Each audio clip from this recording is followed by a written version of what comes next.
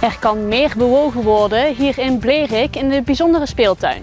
Dat we hier een iets laagdrempeliger fietspad gingen creëren voor de kleinere kinderen of die net beginnen. Maar ook mensen met een rolstoel of met een scootmobiel kunnen hier prima gebruik van maken. En Kessel-Eik krijgt een eigen dorpsvlag. We zijn er nog super trots, dus ik als jongeman uit het dorp zoveel hart heb voor het dorp om zo'n vlag te ontwerpen. Dit is Rondje Limburg. Hoi, welkom bij een nieuw Rondje Limburg met weer de mooiste lokale verhalen. En als je lekker wilt bewegen, dan ben je voortaan hier in Blerik aan het goede adres. Hier staan we op de Pumpcoaster. En de Pumpcoaster is een glooiend fietspad.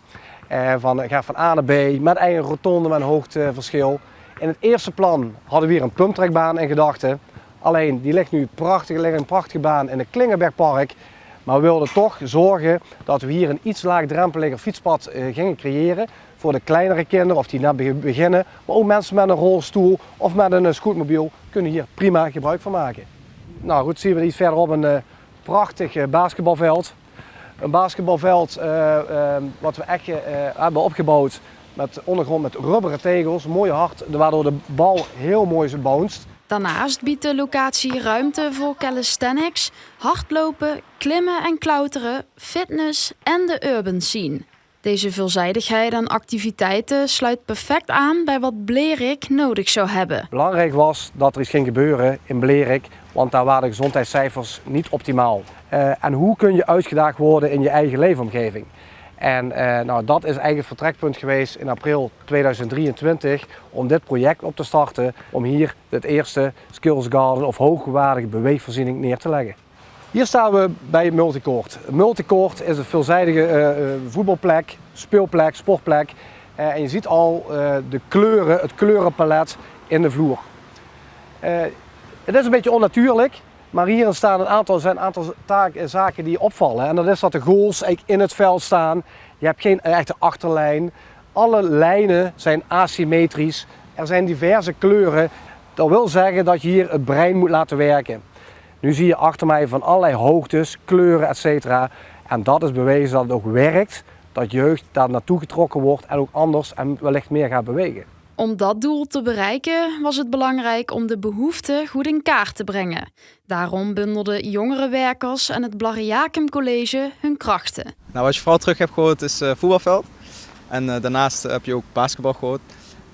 Maar ook kwamen hier een paar vragen voor een calisthenics park.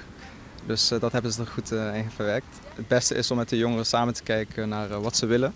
En samen met Blariacum kijken we ook voor naschoolse activiteiten. En dat doen we dus hier in het driehoekje samen met Jax en Plexat. Dus eigenlijk ideaal. Met al deze interactieve en veelzijdige mogelijkheden willen alle betrokken partijen samen met de buurtbewoners Blerik actief en betrokken in beweging brengen. Met veel enthousiasme als gevolg. Plexat! Ja, en er wordt hier achter mij al goed gebruik gemaakt van de nieuwe speelplek. Dan naar Horst aan de Maas, want 80 jaar na de Tweede Wereldoorlog worden de verhalen over de neergestorte vliegtuigen opnieuw verteld. We staan bij het oorlogsmonument in Melderslo, speciaal gemaakt om de crash van een Engels oorlogsvliegtuig te herinneren. Het is een van de vele oorlogsmonumenten voor vliegtuigcrashes in Horst aan de Maas. En met ooggetuigenverslagen, archiefstukken en zelfs vliegtuigonderdelen haalt een groep vrijwilligers, onder wie Edi Pauwels van Museum Oorlog in de Pil, die geschiedenis nu opnieuw naar boven. Hier is een lijncatcher gecrashed. Die kwam hier met veel geweld naar onder toe. En ik hoorde toen van toen een ooggetuige die vertelde mij, ik zong een sigaret te roken bij mijn huis. En een keer een hoop herrie en een keer groot stof. En toen zong ik een groot vliegtuig. En dat vond ik wel zo interessant toen ik dat hoorde, dat ik er toch een monument voor wil gaan maken. Samen met Hans Themes hebben we heel veel uitgezocht hoe we dat moesten doen. Ook misschien bij de gemeente geweest. Het ging allemaal niet zo heel vlot. En op een gegeven moment is het toch gelukt dat we hier een vliegtuigmonument mogen maken. Het monument in Melderslo is nu al een plek waar veel fietsers voorbij komen. De initiatiefnemers zien graag dat zoveel mogelijk van die locaties waar vliegtuigcrashes hebben plaatsgevonden tijdens de Tweede Wereldoorlog onderdeel uit gaan maken van een fietsroute door heel Horst aan de Maas. We willen nou in het ganse een paar vliegtuigcrashes erbij doen in Horst. Jan Gielen is een vrijwilliger bij ons, dat bijvoorbeeld die wil de boek geschreven. We maken een boek erbij. Ton van Oost, Limburgs Landschap, die hebben al ooit een keer een oude route gedaan over vliegtuigcrashes, die gaan we oppimpen. Maar wij gaan ook Ton van Hoof de coördinaten geven, dat het precies klopt. Worden crashes geweest en daar hebben we weer Joop Hendricks voor gevraagd. Joop Hendricks is van de Plane Hunters. En als wij zeggen, hier is een vliegtuig gecrashed, dan zei hij, ja dat zal wel. Maar ik ga even met mijn detector zoeken en als ik dan een fragment ving met een nummer op, dan weet we 100% zeker, 99% zeker dat je hier gecrashed is. En dan heb ik daar nog Wilfred van Rooij, die gaat voor ons heel veel research doen, onderzoeken allemaal. En Marcel Sanders, die kwam 2 jaar geleden bij mij. En die wilde een monument maken voor ons op de Stationsstraat. Ik zeg, wow, weer eentje. Ik zeg, als jij mij helpt, dan gaan we dat wel doen. En zodoende heb dat team een beetje links en rechts bij elkaar in een putje gedaan. En nu gaan we proberen 3 oorlogsmonumenten, vliegtuigmonumenten in Horst aan de Maas weer te maken. Ja, de bedoeling is dat er een fietsroute gemaakt gaat worden. Daar kregen we hulp van Ton van Hoof van Limburg Horster Landschap. En dan, ja, dit is wel een uitgestrekt gebied, dus we moeten even gaan kijken of we dat in 2 routes gaan doen of wat dan ook. Dat moet nog allemaal bekeken worden. Maar ja, daar wordt wel een fietsroute uit ontstaan. En dan de oorlogsmonumenten die bevatten dan, soms is het een monument, maar soms is het ook gewoon een paaltje met alleen een QR-code. Ja, waar slachtoffers bij zijn gevallen, die crashes, daar zouden we hier een monument bij willen hebben. En dan worden noodlandingen zijn geweest of waar Duitse vliegtuigen neer zijn gekomen. Daar zou je willen kijken of het mogelijk is om iets met een pulke met een QR-code op te willen zetten. Ja, mooi dat de verhalen uit het verleden zo dan toch nog weer verteld worden. In Kessel-Eik staan ze ook stil bij het verleden en de toekomst, want daar krijgt het dorp een nieuwe dorpsvlag ter ere van hun 700-jarig bestaan. Dit is de nieuwe vlag van Kessel-Eik. Hij wappert inmiddels op het Mariaplein.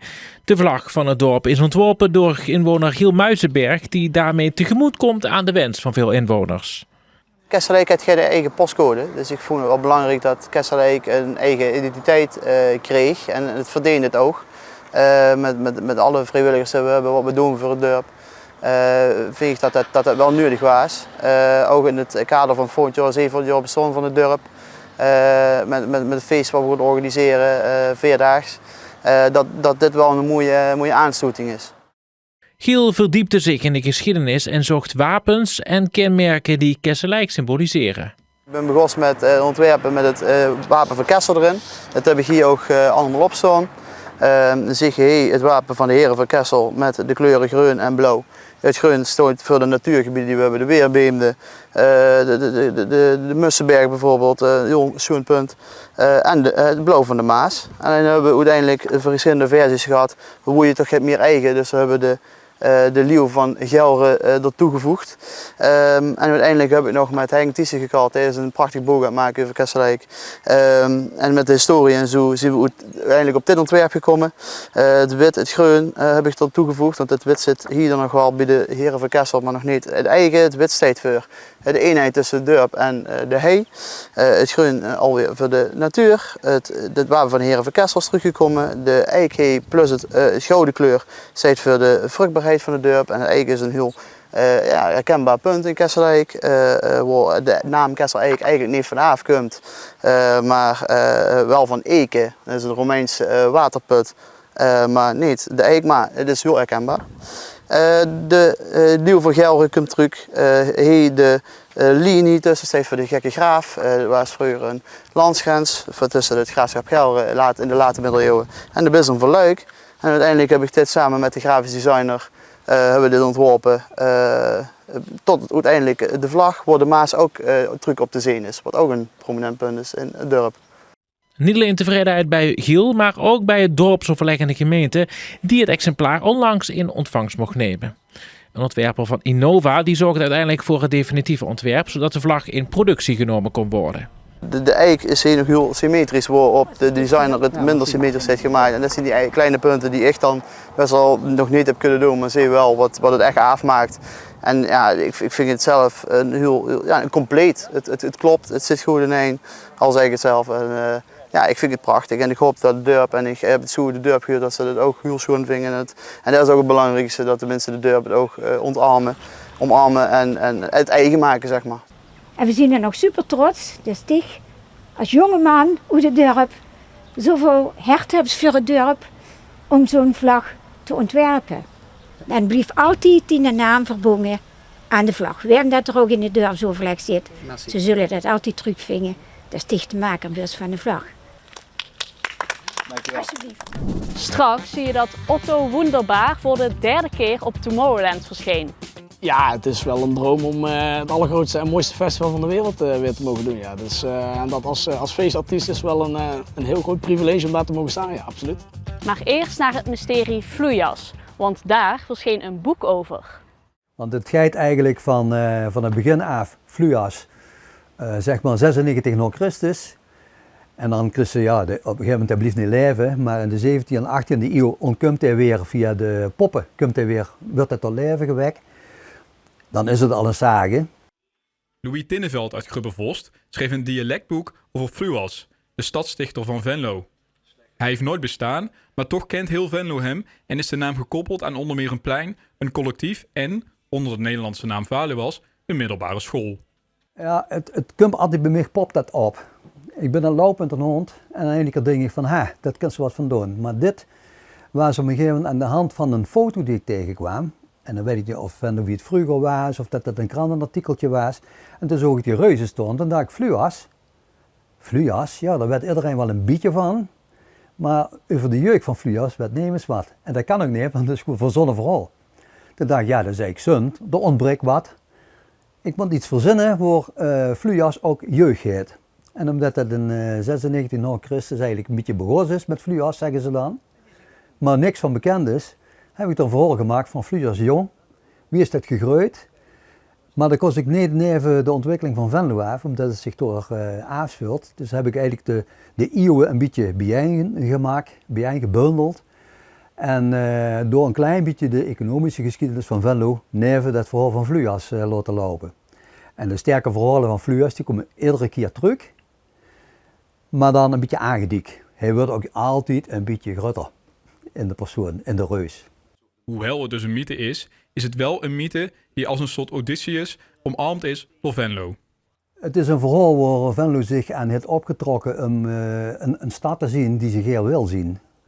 En Venlo heeft in de loop van de jaren best wel wat meegemaakt.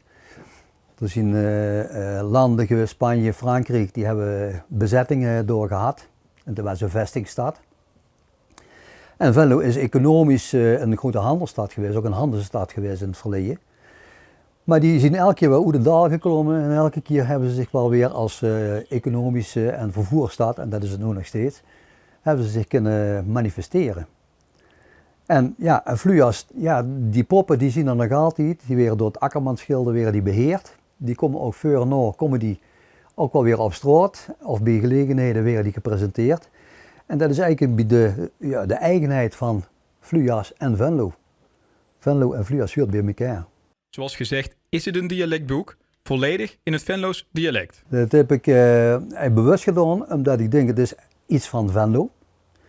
Maar mag het nou zien dat ik hoor dat mensen zeggen, ja, jammer, ik kan het niet goed lezen, maar ik zou het wel heel willen weten.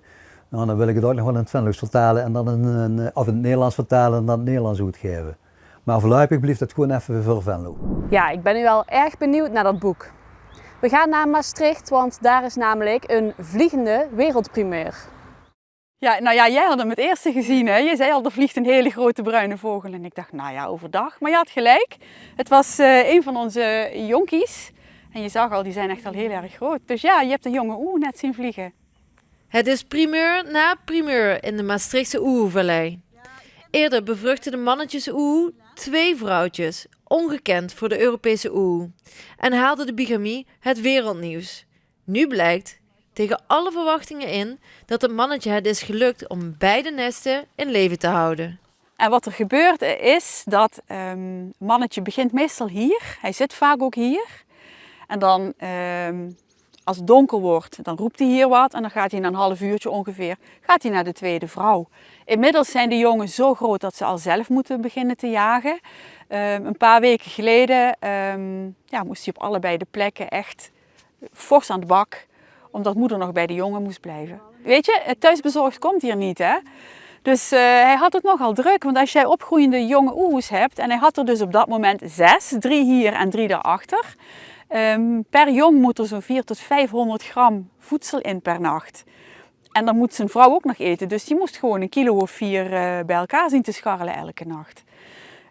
En ik denk dat hij zich nog wel eens achter zijn oorpluim heeft gekrapt. Zo van, oei, het leek zo leuk in het paarseizoen, maar misschien was het niet zo'n slim idee. Volgens onderzoeker Marion is het onwaarschijnlijk dat volgend broedseizoen de halfbroertjes en halfzusjes elkaar in de armen vallen. Want de jongen gaan uitvliegen en een eigen territorium zoeken.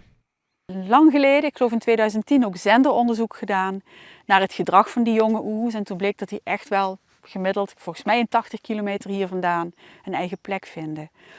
Gemiddeld, dus het kan best zijn dat een oehoe vlakbij blijft zitten, maar het kan ook zijn dat hij richting Eindhoven vliegt of waar dan ook. Je kunt het nooit uitsluiten. Het gebeurt heus wel een keer dat een uil het met een zusje doet. Maar ja, ach, het is de natuur. Ja, een bijzonder fenomeen daar in Maastricht. Wat ook bijzonder was, is dat Otto Wunderbaar al voor de 3e keer op Tomorrowland stond.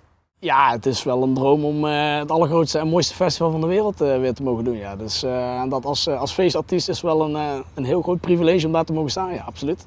Het is de 3e keer dat je er gaat staan. Ik kan me voorstellen dat het überhaupt ooit al bizar was dat je er mocht staan. Hoe komt een act als Otto Wunderbaar dan toch wel bijna structureel op de agenda van Tomorrowland terecht? Ja, door daar denk ik uiteindelijk ook gewoon keihard voor te werken om jezelf in kaart te spelen ten opzichte van ook alweer de grote DJ's. Wat anders te doen dan anderen doen. En wat dat betreft ook gewoon, denk ik wel, gewoon een stukje kwaliteit kunnen leveren, maar dan wel binnen het genre wat je doet. En natuurlijk heb je daar vooral house georiënteerd, in ieder geval EDM, dance-stijlen. Maar je hebt daar tegenwoordig op ieder festival ook wel weer een foute area of een face area. En ja, dan zijn wij vaak een van de eerste namen die op het formulier komen te staan, ja. De vorige 2 optredens op Tomorrowland staan nog vers in het geheugen gegrift van de Venlonaar. Ja, dat is bizar. Dat is een soort van het gevoel dat je daar überhaupt al mag staan, is te gek. Als je daar voor 10 man zou kunnen staan, dan zou het al helemaal te gek zijn. Maar ja, we gingen daar toch met een bepaalde spanning naartoe. En dan is het een soort van Champions League finale die je gaat spelen. Geen idee hoe dat is, maar ik denk dat dat zo ongeveer voelt. En het was daar zo ontzettend druk en zo vol. En alle nationaliteiten bij elkaar. Dat het bizar was wat daar toen destijds gebeurde. Ja, eigenlijk 2 weekenden achter elkaar. En dit was Rondje Limburg voor deze week. Vergeet niet ook op de websites van de lokale omroepen te kijken, want daar staan nog veel meer verhalen. Wij zijn er volgende week weer. Tot dan!